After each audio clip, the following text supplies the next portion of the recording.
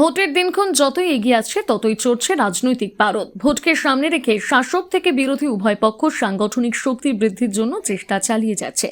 সেই ধারাবাহিকতায় বৃহস্পতিবার গোপীবল্লভপুর ১ নম্বর ব্লকের কেন্দুগাড়ি অঞ্চলের শালগেরিয়া বুথে বিজেপিতে ভাঙন ধরালো তৃণমূল সূত্রে খবর, গত পঞ্চায়েত নির্বাচনে শালগেরিয়া বুথ থেকে বিজেপির টিকিটে প্রতিদ্বন্দ্বিতা করা প্রার্থীর সমেত বেশ কয়েকটি পরিবার বিজেপি ছেড়ে তৃণমূলে যোগদান করেন।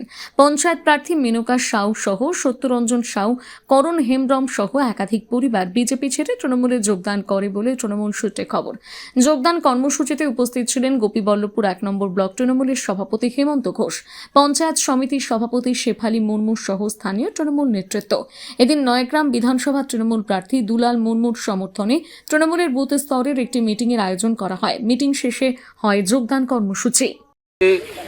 আমাদের দলে আমাদের নেত্রীর কাজকর্ম দেখে সন্তুষ্ট হয়ে উনি আমাদের দলে জয়েন করছেন এবং ওনাকে আমরা সভাপতি শুরু করে আমরা সবাই, তবে আমরা দুজন কাজকে পাচ্ছি এবং ওনাদের সঙ্গে বহু পরিবার, আমাদের সাহুবাবু এবং করণ হেমব্রম বাবু, ওনারা বিজেপি ছেড়ে তৃণমূল কংগ্রেসে জয়েন করছেন। আমাদের সভাপতি ম্যাডাম ওনাদের হাতে পতাকা তুলে দিচ্ছেন এবং আমরা খুব খুশি যে ওনারা ওনাদের ভুল বুঝে আমাদের উন্নয়নের শরিক হলেন। আজকে ওনাদেরকে আমি ধন্যবাদ জানাই এবং তৃণমূল কংগ্রেসে সামিল হওয়ার জন্য।